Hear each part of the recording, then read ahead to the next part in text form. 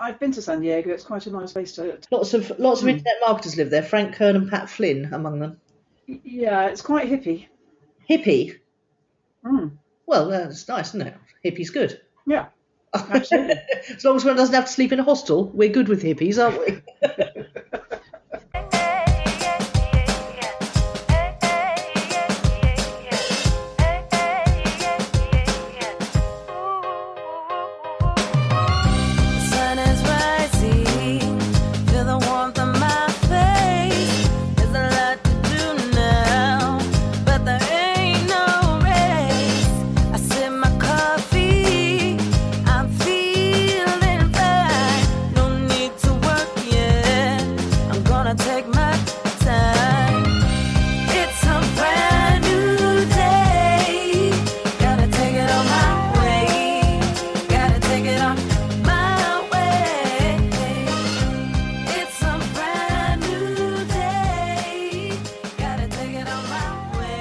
Welcome to Own It, Your Business and Your Life, with Nicola Cairncross and Judith Morgan. In this podcast, we're going to cover everything you need to embrace to become a successful entrepreneur, marketing, money, and much, much more. How to create a business doing just what you love. How to own it, your business and your life. This one will be fast, funny, feisty, and very lively. So sit back and enjoy the show.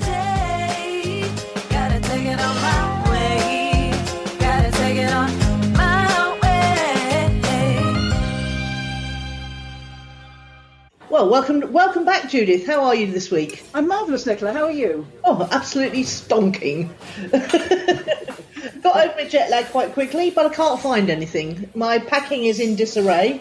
I've just managed to get my suitcase emptied, and I'm now packing it again to go off somewhere else. I'm going to Gatwick, which is always a bit disappointing, isn't it, going to Gatwick or Heathrow for a meeting or a conference, because you really just want to get on a plane and keep going. I must say, I used to think it was absolutely surreal. We go to the airport but not actually go anywhere.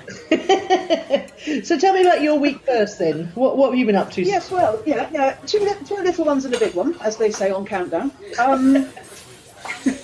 Indeed. Snow. I had a little bit of snow, Nicola. Have you had any snow? We did. I woke up to snow in Shoreham this morning. It didn't last. Okay, not today. I didn't have it today. I don't have it yesterday. It was the day before yesterday. I quite like a bit of snow. Not a lot of snow, but deep sympathy for our American listeners who've got sort of feet and feet and feet of it and have had it for several weeks, I think. Yeah. So snow was a highlight of my week. I had a first. I made my own hummus. Good God. I've tried that. Straining it by hand. Quite hard work. Well, I did it in the blender. I looked for a recipe. I don't have a food processor, so I did it in the blender. I made it far too garlicky and a little bit too smooth and in much too large quantities. So I know what I have to turn down next time, Nicola. Well, can one ever have too much garlic? Yes, you can in this instance. Okay. Protection. Protection against vampires, though. Look on the bright side. Well, there's that, yes. I mean, actually, it would protect me against anybody. I do hope nobody comes to the door because they'll have to back off several feet. Yesterday, I had to make the hardest decision of my adult life, which I'm not going to go into now, just to say that it has been a feature of my week. I did take advice from two friends and a family member, and I took a decision in the end, but it was a very, very difficult 3 hours. And by this time next week, I'll be able to tell you whether I made the right decision or the wrong decision. So that's a bit of a cliffhanger there, isn't it? Decision making is challenging, isn't it? I've bought many books on decision making, how to make any kind of decision, how to love a difficult man, how to become a woman of substance. But it's all about. I have become a woman of substance, that's for sure. It is all about decision making, and I think unless we're not taught to make good decisions at school or even how to evaluate a decision. Well, I'm not bad at making decisions. What I'm flagging is that it was the hardest one I've ever had to make. I think in my adult life, perhaps the hardest one I've ever had to make. And quite a big gamble on my part, 50-50. And this time next week, I'll know whether I was right or wrong. That's the exciting bit. Well, we'll look forward to hearing the outcome of that one. So that one notwithstanding, because I think there are probably special circumstances on that one. How do you normally make decisions? With my body. Yeah, I think that's the right way to go.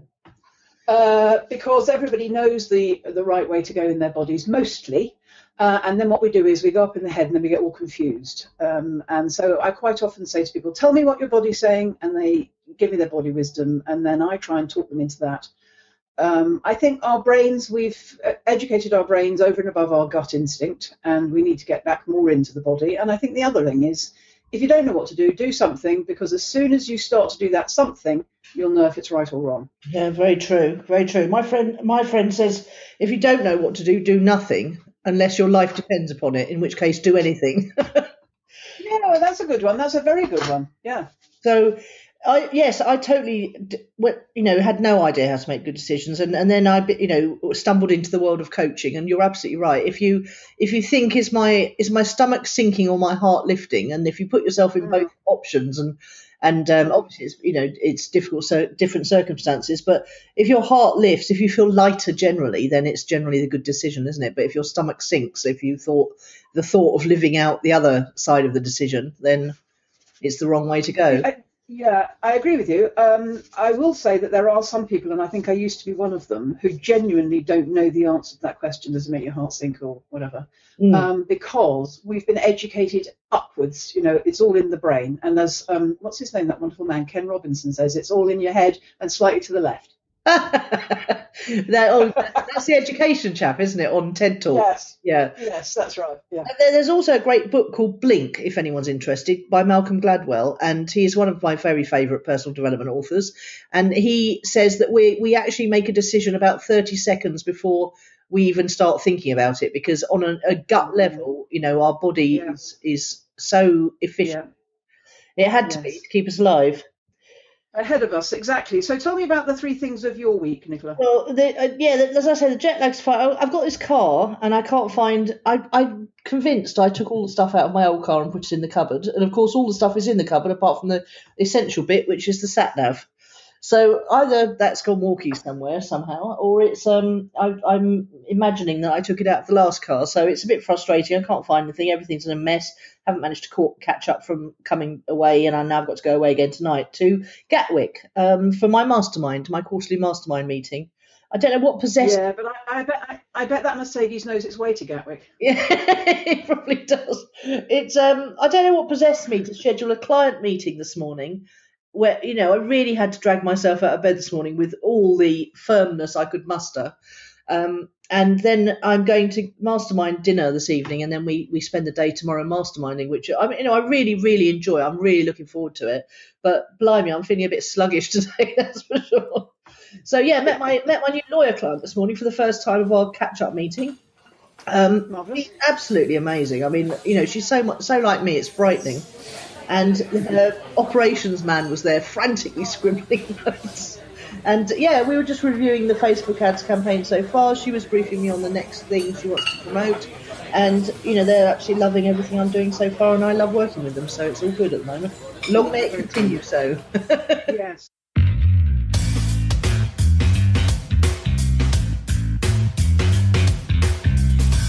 What's fueled your fire this week then? Well, I've had a flurry of new clients, which is quite exciting. I had a very slow start to the year, oddly, because personal development normally a big start to the year. A couple of clients.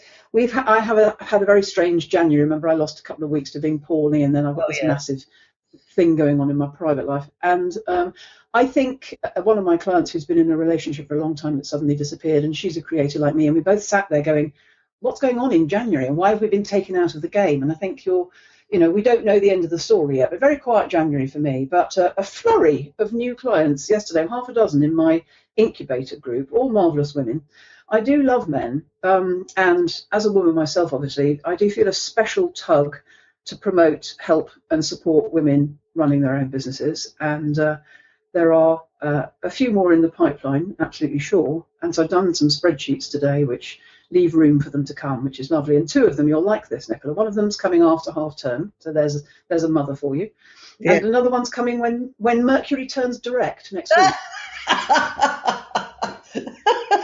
I'm laughing at the disparity between those 2 reasonings. Yeah, I know, it's funny, isn't it? It is funny. But everybody's got their own reason about what's perfect timing for them, and that's cool. That's fine with you. Yeah, amazing. It is. Yeah, but anyway, I love newbies. Keep them coming. Spoke to a marvellous woman yesterday who I've known about for some time, and I'm fairly sure I'll come back to tell you about her in future weeks because she does something absolutely fascinating. Oh, great stuff.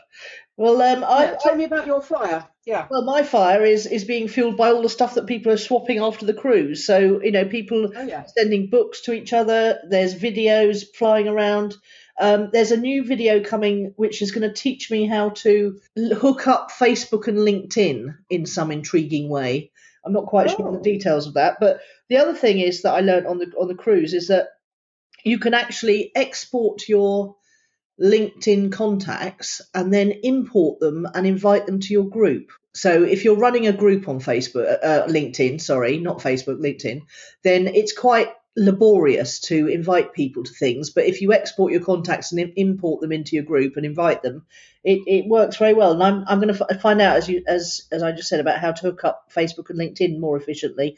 And there was a LinkedIn training going around that that people were. So I'm very keen because I know obviously that my clients for Facebook ads are on LinkedIn, and I'd like to be able to use it more efficiently because I do have 2,500 contacts, a half decent profile, and a page and group of my own. But I just don't like the environment very much. So Have you tried it on your iPad? Because it's very nice on your iPad. yes, but then you don't get the same options in terms of settings, do you? Well, Any no, I mobile. tell you, Nicola, if I had the courage of my convictions, I'd come off LinkedIn because my ideal client is not on it, and I'm not aware that I ever get any value out of it at all. Yeah, we'll just ignore it then. Well, I think I came off once and then I went back on again. And I mean, there's a debate going amongst my crew about whether we should focus on the platforms that really work rather than trying to be across all of them. And I Yeah, realise that's not the same for everybody, you know. yeah, absolutely. You should definitely focus on the one that you enjoy using and do it naturally. But I do believe that everyone benefits from a well fleshed out LinkedIn profile and, just popping in once a week and just seeing, accepting invitations and things will just keep things ticking over. So the other thing is I came back to find Ryan Dice's new book called The Invisible Selling Machine. Now, Ryan Dice is a very bright chap who is running a multi-million empire over in America. He's got a thing called The Machine, and it really is a super sophisticated automated follow-up system that segments your list according to things they click on. Now, this is not new news, but it is very much the flow. The whole of last year was dominated by click funnels and marketing funnels and list segmentation and all that stuff. And he's got this really sort of super massive thing for it. And it's a bit like Jeff Walker's product launch formula. He sort of seized the funnel thing and made it his own. And our mutual friend Sue O'Kell is qualified as a machine consultant, and we've been talking about it quite a lot. She said, "Well, read the book," and then she's starting to create a tuition product because she's realised she can't run everyone else's marketing. And Yeah. so I said, "Well, let's create a product then, girl, because I want to do this, and I'm not going to do it without some help from you. And if we set up weekly calls and record them, then that will create a product for you." And she was, "Oh, it can't be that easy to create a price," and it is. It is that easy. You just literally take one person through everything they need to do, and then afterwards you get a VA to listen to it and create tick lists, and then you get the audio separated out from the video, and then you get the transcription done, and there's your product right there. So I'm hoping I'm going to be able to bully her into creating a product from this. Yeah, two of my clients are going to San Diego to do the thing with Ryan Dice next Oh, week. traffic and conversions. Yeah, that I really wish I would be going to that. I'm definitely. No, I don't. I'm not sure it is that, isn't it? The machine thing. Yeah, it is. It's called Traffic and Conversion. Ah, right. TNC. Okay. Yeah, TNC. It's a 3-day Okay. conference. It's absolutely brilliant. It grows doubles every year. It's so popular. And a lot of people were going straight from the cruise, having a week in San Diego and then going to that. That's the lifestyle for me, Judith, that's for sure. I've been to San Diego. It's quite a nice place to kill a Yeah. week. I'll tell you that. Yeah. Hidden gem, isn't it?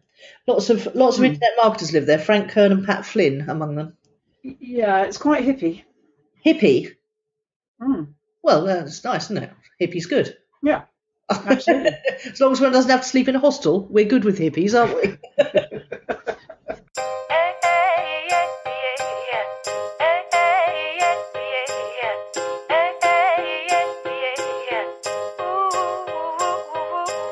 What's the client challenge of the week then? I think you're going to like this one, Nicola. I think there's rather a lot of meat to get into our teeth into here. Self-doubt. Oh, that's a I had a little, yeah, there was a little, it's a big one, isn't it? I had a flurry of clients this week 2 or 3 who posted in our Facebook group that they were having feelings of self-doubt. Who am I to be teaching people about X? You remember our colleague Margaret Collins from the Money Gym? She one of her expertise is imposter syndrome, which is where you don't really have a realistic grip of what you're good at and in what high regard you're held. So you have a separation between your public persona and the little girl inside. And she says it's more prevalent amongst women than men. And I must say I don't suffer from this very much. It probably would be good for me if I suffered a bit more for it. So I asked this morning, what's it all about? And the answers that I got included comparing ourselves with other people and finding ourselves to be wanting, negativity and fear, not doing something because it becomes safer than doing it, because you can't fail and you can't be ticked off by other people. Teachers and other people we respected when we were younger, all those in authority who said we weren't good enough or allowed us to believe by what they said or did that we weren't good enough. And I came up with some marvellous quotes, or somebody, actually, Nick Williams. Do you know lovely Nick Williams? He was he's written lots of books about the work you were born to do and inspired leadership and everything. And he's got a nice quote on Facebook today. You know how that Facebook does that thing that if you're thinking about something or talking about something, suddenly your timeline is full of relevant material. Absolutely. So his quote is, imagine this: you woke this morning and your inner critic was gone. You only had an inner, I can't even say it. You only had an inner champion. What now? Yes, well, I'm like you. I have grandiose ideas of my own. Oh, I know. Tragic, isn't it? So the other quote was from Winston Churchill, which I think we probably can relate to, actually, which is, you'll never reach your destination if you stop and throw stones at every dog that barks. Good grief. And that's quite a good one. So, the dogs that barks are all the people that are trying to stop you doing what you want to do. Yes. If you stop on your journey and have a go at them or pay any attention to them at all, you'll slow yourself down. So my job often is to help clients to, feel more confident by appreciating them and reminding them of the good stuff I see and that they take for granted about themselves. But really the answer to this, whenever there's any self-doubt, is feel the fear and do it anyway, isn't it? We've just got to push on through. You can't sit on this side of it and feel good about it. You have to do it. See that you were better than you were thought, or that you've got some, improvements to make, and have another go. And it's the other side that the self-doubt is evaporated, isn't it? It's like the dogs are imaginary, because I don't know about you, Judith, but I very rarely get anyone directly criticising me to my face. I don't know if anyone would have the nerve to do it. So are the either I just completely don't notice them. Are these dogs imaginary, or are they ghost dogs from the past? I think they're both. I think they are ghost dogs from the past. I think they are imaginary, but actually they're quite real if you look at things like trolling. Is that how you say it? There's a fear of internet trolls, isn't there? Yes. And we've both seen people in the past. I'm thinking of holistic Dr. Alison, who on her first post on LinkedIn was attacked by the establishment about her alternative views. There is a fear of coming out. You always taught us, actually, this is a good one, we only need to be one page ahead in the manual of the people we teach. We don't need to be perfect. We don't need to be a guru. A guru isn't even particularly attractive, actually, because they're too far distant. Yeah. And I think it goes, you and I are lucky perhaps that we're, I don't know, overconfident or bluff or well practiced at this or something, but it is very real amongst people at all stages of business. But I think you just have to plough on through, and you have to find some way to plough on through. So my job is to shore them up and remind them of the things that they're good about, so that they feel resourced enough to emerge. Yeah, and it's I don't want anyone listening to this to think that we've always been this bolshy, because I know that you had. Well, I certainly had a massive crisis of confidence when we closed the Money Gym, because I was suddenly, we were both suddenly back on our own again. We were trying to start something new from scratch. We'd just come out of a situation that, okay, the world had done it to us, but one can argue that you're always responsible for what happens to you in some way, shape, or form. And there were things I could have done that I hadn't done. And suddenly I was, thrown into a very hostile world where I didn't trust my own judgment anymore. I didn't have any confidence. I didn't know what to do. I didn't know what to do, what to do that would work. So I don't want anyone to think that we haven't been there and we don't know what it feels like. But there was never any question to me that if I just kept taking action, I would find my way back into the confident zone again. I just knew that I had to keep action. And I do know that there are people who are so crippled by self-doubt and fear of other people thinking badly of them that they just are incapable of taking action at all. I know, and I think that's really sad. So we've got to encourage them somehow to take a baby step, I think. I do remember you saying in the acknowledgements of your first book that your English teachers had despaired of you and you'd got grade 97 in CSE or something, but you've done it anyway. And one of our mutual colleagues this morning said the same thing, that my teachers said this and my family say this, but I just do it anyway. And her secret was to keep her eyes on the mission and all the people she knows she's helping through her writing. Yes, that's right, because if you can realise that you're serving people and that they need you, and who are you to hide your light, as good old Marianne Williamson says. So I was going to say, even the story about the starfish, if you just make a difference to that one. Yes. By doing your thing, we're not trying to be world leaders here. We're just trying to help 50 people.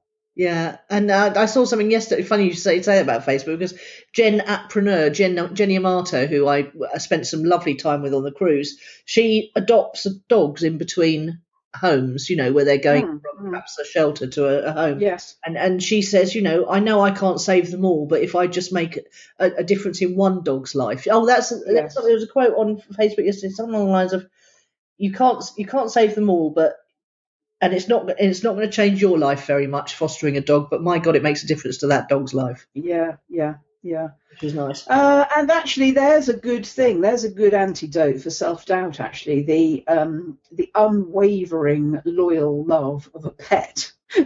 I know we're just a can opener on legs, but a dog loves. A dog loves their human, and just exactly as they are. It doesn't see you as somebody riddled with all of this stuff, most of which we make up, as you say. But it isn't all hallucinated. It's hallucinated out of something that happened to us. I mean, one of the saddest things that I've seen in my life as a I love to sing, is that at school there were often these quite brutal things where you all had to line up in the first year at music class and sing, 1, 2, 3, 4, and the teacher would say yes, no, yes, no. And so some people's, ability to sing or entitlement to sing was shut down in the one word no.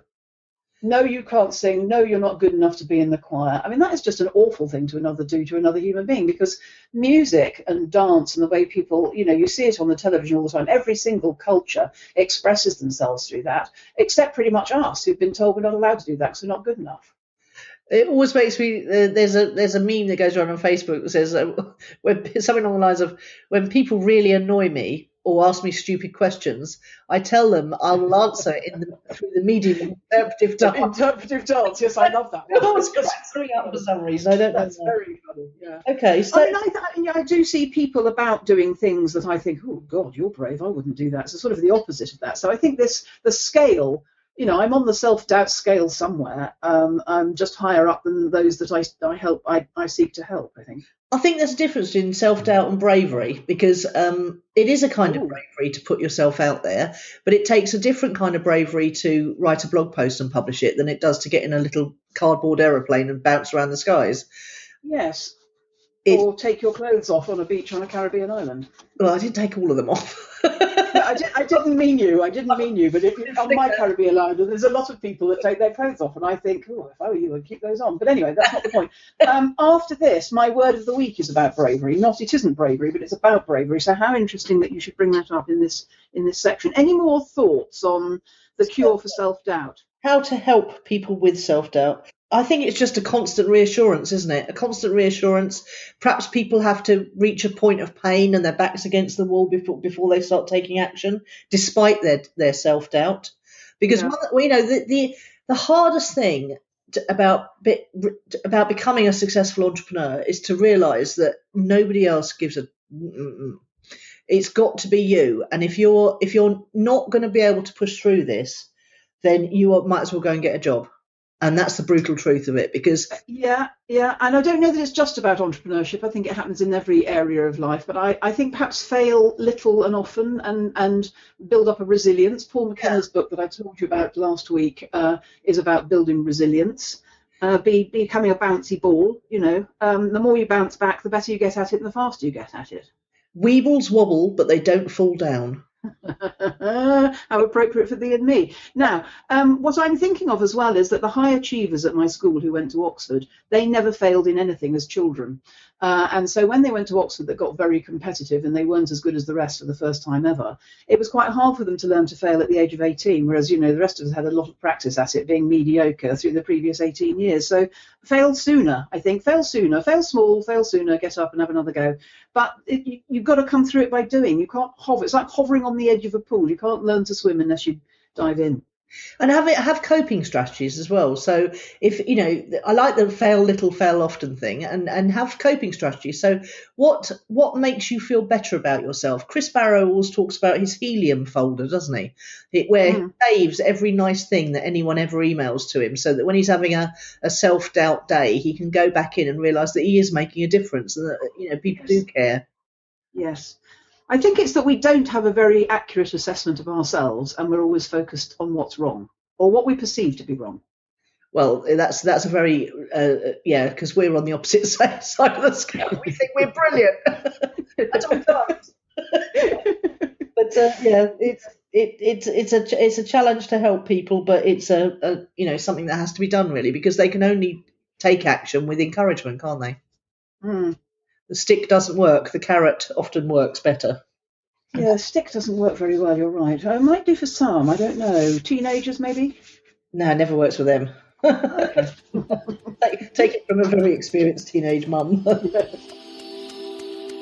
A word from our sponsors. This week's episode was sponsored by Audio Jungle. To get some immediate atmosphere for your website or your recordings, go to ownitthepodcast.com/Audio Jungle.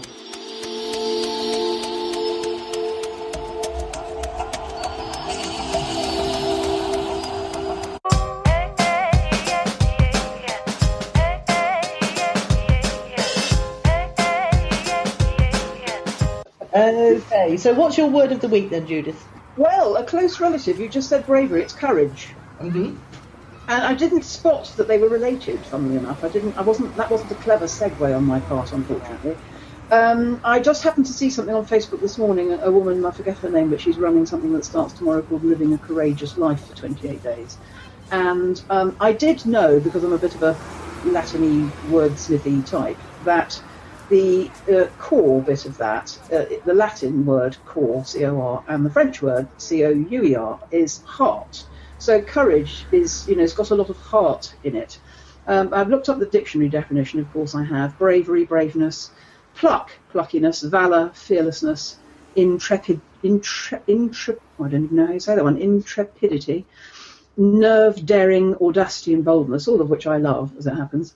And the state or quality of mind or spirit that enables one to face danger, fear, vicissitudes with self-possession, confidence and resolution. So it's sort of that, isn't it? If you were resilient, if you were struggling with your self-doubt and you could grow your resilience to the point where you felt that you could face challenges with self-possession, confidence and resolution, I think that would be rather nice. I think I'm picking the word courage because I have to do something very brave next week. But courage, which I like. Well, it's a lovely, and as I'm listening to you, it's funny how often when I'm listening to you, pictures come into my head.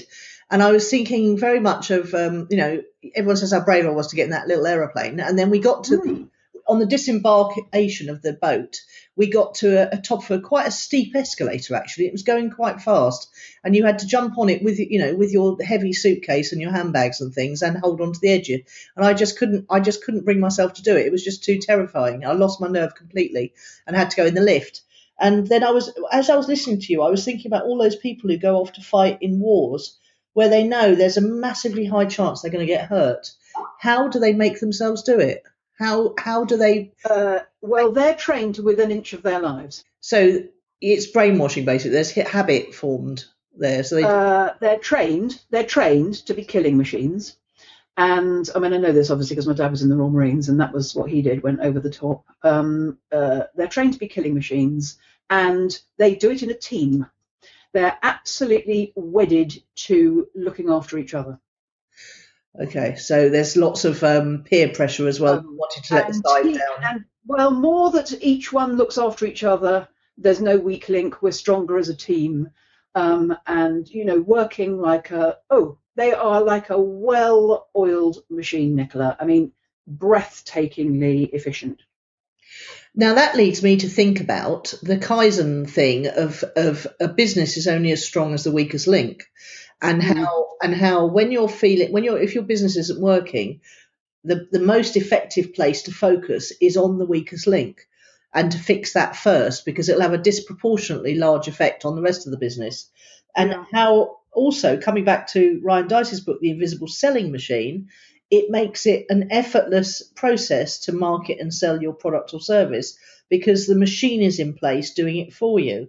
And it sounds like systemizing and creating machines enables you to overcome self-doubt and the lack of courage, perhaps. It might be something to look at there. If you've always liked that. If you go back to the E-Myth, you always liked that. And what I remember you used to say was, I know why you like it. It's because if it's not working, we don't blame a person. We fix the machine.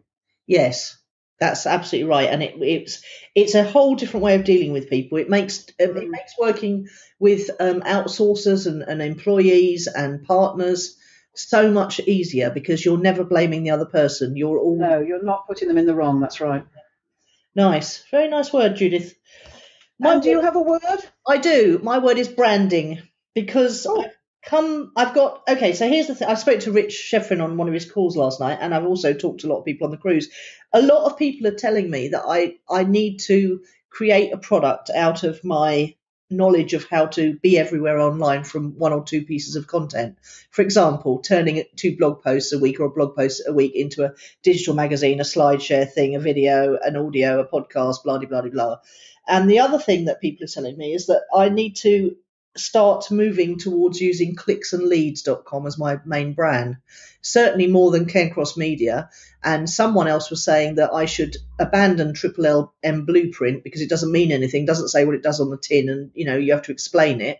Whereas if you said it's the clicks and leads system, then it would be much easier for people to understand. And then I could either sell it, it'd be one thing. So it's a clicks and leads system. You either pay me to do it for you or you learn how to do it from me. And the clicks and leads system is about leveraging content and creating traffic and a selling marketing machine. And I feel quite drawn to that, but the amount of work involved in rebranding everything is frightening. And I'm a big fan of the one thing.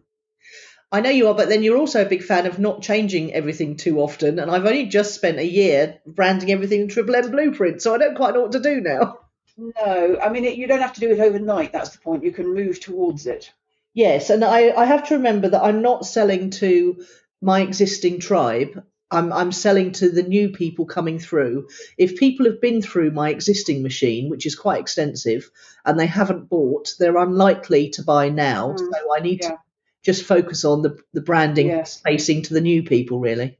Yeah, I think clicks and leads is sexy, and I like the first idea you said about teaching people how to leverage content. Well, that would be part of the clicks and leads system. But, Rich said, I spoke to him last night, and he said it's obviously a stronger brand because you just know what it's about immediately. Yeah, right. So it looks like I'm on the road to... And you know as well what it means. You could sell it one day if you wanted to. Well, that's right, because it's not based around me. Yeah, very nice. So, yes, branding very much on my mind. You know how boring I find graphic design, but I'm starting to think about logos and things. It is only 2 weeks since you told us what Gary Vee said about branding. Stop talking about it and do some bloody work. Well, I don't think anyone could accuse me of not doing the bloody work. But No. But now I have to turn my attention to branding because I've got no logo, got no colours. I mean, if you go to clicksandleads.com, there's it's a dark grey, orange, white, and black, which is quite a nice set of colours for me. I can almost envisage the business cards already. Do you know Secret Escapes? You know that annoying whispering bird? No. Secret Escapes, it's coming now. You go to different hotels. No. I've no idea, fortunately, what you're talking about, because you are being quite annoying. She's deeply annoying on the ad, but the Secret Escapes website has got a quite nice combination of typefaces. I'm thinking I might go down that road. Obviously, it's interesting. I had a conversation in one of my groups this week about typefaces, and I went, I have no idea. Fortunately, there was another person on there who knew about typefaces, and there were three of us, and the two of them might as well have been talking in Japanese, as far as I'm concerned. I don't get typefaces and fonts at all. I know what I like when I see it, but me too. Yeah.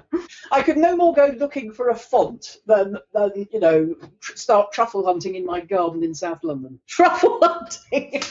Well, that'd be nice, wouldn't it? An unlimited supply of truffle could be made for life.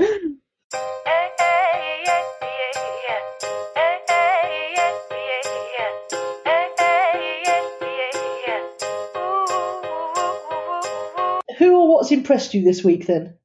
Well, why don't you go first, since I've gone first on all the categories so far? All right, I've got a lovely bit of software for you this week. It's called easyvsl.com. And it's... Oh, you've told us about it already. Have I? Oh, I'm so sorry. Yes. Well, yes. It's a video sales letters, isn't it? Yes, well, you'd better bang on then while I rack my brains for what else. While you think of a new one, yes. Well, I'll need you to listen to me about this, of course. Then we can find one for you together. Okay. I'm sure you'll be inspired in a minute. So, I took on a new client this week, and I don't know her at all. We haven't even had her induction yet. We've been snooping around each other on Facebook for 6 months or so. And she published her first book this week, which is called For the Love of Africa, in which she and her husband drive a Toyota Land Cruiser from Norway through Africa. So they go from Norway through Europe, through Spain, cross from Spain to Morocco in North Africa, and drive through Africa, 21 countries in, I don't know how long. And they've written the book in a brilliant way, which is my chapter, your chapter, my chapter, your chapter, because they realised they couldn't make a combined voice that was authentic to both of them. And they have nicknames. He's called, what's he called? He's called something like the Viking Explorer, because he's the one from Norway. And she's called African Girl Child, because she's the one from Africa. And I because she's a client, I bought the sample. I got the sample on Kindle last night. It's one of those books where you get to the end of the sample and you've got to have the rest of it now, because you've got to keep reading. So it's delightful. And I've been talking for ages about, there was Cheryl Strayed's Wild. Do you remember? Yes. And Marion put me in touch with something called Love with a Chance of Drowning. I'm obsessed at the moment with memoirs, particularly writers writing well about following their dreams or doing the thing they've got to do, the intrepid adventure or whatever it is. And so I've got another one of those books on the go, which is really exciting. And it happens to be by a client of mine. How cool is that? Well, why don't you compile on your blog the top 5 adventure books that you've enjoyed recently? Oh, what a good idea. I'll write it up today, Nicola. How exciting. I know. Well, I'd like to get a list of them. Yes, do you think that's because you're yearning for a bit of adventure yourself? Yeah, I'm on the cusp of my own. But also I think they're very inspiring. I think it's a massive genre of people doing this. And, it's like a sort of, they're just sort of the clutch of people at the top who've got the bottle to go off and do it, and the rest of us are sitting on the couch going, I wish I could do that. So they do it for us, really, and if they can write well about it as well, that's gorgeous. It is gorgeous indeed. I sit watching endless episodes of Escape to the Sun and Escape to the Country, but I'd really rather Escape to the Sun. That won't be doing it anytime soon. Well, that is jolly impressive. I mean, good writing generally impresses, doesn't it? I think it's a very nice idea, it's a bit like our podcast in a way, the two voices, A, B, A, B. I think that this particular book works very well on that basis. I think that it gripped me, certainly the two voices, the chap's perspective and the girl's perspective. I think it adds an extra dimension. Yeah. Do you remember that book, something... A Millionaire? No, I can't remember what it was called. It was the one where they wrote the story part of it on the right hand side, and it's the 1 Minute Millionaire. 1 Minute Millionaire, one of my favourites. Yeah. Yeah, and on the left hand side it was for the left brain people, so it was all tick lists and action steps and things. But the right, I never bothered with that side at all. Yeah, I think I did skim it, but I was definitely the story person. Mm. So yeah, and the other thing, Robert Kiyosaki. I mean, this is an interesting one. The minimum viable book, and lots of people. I mean, you know how impressed I've been with Dan Norris recently. Pat Flynn is now writing his book in a collaborative, iterative style. So he's doing it, as chapter by chapter, and there's someone else doing it as well. I can't remember who that is. Oh, I know who it is. Leah Woodward. Remember, she's the person, client of mine, who did go wandering around the world with her husband and baby. Yes. And the husband made those pixelated pictures of us. Do you remember? Oh, and he's such a great illustrator, Jonathan Woodward. He's doing mainly children's stuff now, animals and art, and he'd be a good one to have illustrate for the love of Africa, that's for sure. And he does beautiful collage-y based stuff, and it's just really lovely. And she's writing her book in an iterative style, and I think that's such a great idea because it means that you can get positive feedback from people. You find out the bits that people aren't so sure about, got more questions. Now, just hold on here. What exactly do you mean by iterative? It means when you start with one version and then you iterate into other versions based on feedback you get. I don't really know what the word iterate means. Well, I've surprised her with a word. How marvellous. You'll have to look it up. I mean, I think you've just explained it, and I think I've seen what Leah's doing. So you write it in the public domain, and then you have your readers improve it. Is that right? Yes. And they ask you questions if they're not sure, or they tell you that which bits are inspiring them and everything. And it builds a tribe around your new book before you've even done it. Now, I know that Charles Dickens used to do this, and so has they did. They did it serialised, didn't they? Yeah. He was in the Penny Dreadful. That's where the word came from, I think. Yeah. And Stephen King's definitely written books like that. So yes, I'd like to have a go at this. This is a good idea, Nicola. I think it's a great idea. Yeah. And it's not mine. Kiyosaki did it. No. Did I say that? You did, but what did he do like that? Well, is that what he did with Rich Dad? No, he did it with one of his more recent books. I'm not sure which one it was, but he did it. He serialised it as he went, and I think that's it's a very interesting idea, isn't it? Yeah, it is. Because Dan Norris's book started as a series of blog posts, then he combined it into a book slowly, based on feedback, and then worked with an editor after that. That's the most dull bit, working with the editor. God, they say, "Can you cut this bit down?" and you end up adding more stuff in. Yeah, that's what I do anyway. So that's us then, Judith. We've come to the end of another fabulous show. Well, you haven't told us what's impressed you. Do you want to take 2 seconds to have a think about that? I could whistle to amuse the audience. Well, I think we'll just go with what we've talked about, which is writing a book in iteration. Yes, perfect. Okay. And we'll leave it there and see you next week. Marvellous. See you then. Bye. Bye, girl. You've been listening to Nicola Cairncross and Judith Morgan. The podcast is called Own It, Your Business and Your Life. Do come and visit us at ownitthepodcast.com. We'd love to hear your feedback. You can find out more about Judith and visit her on her website at judithmorgan.com, and you can find Nicola at nicolacairncross.com.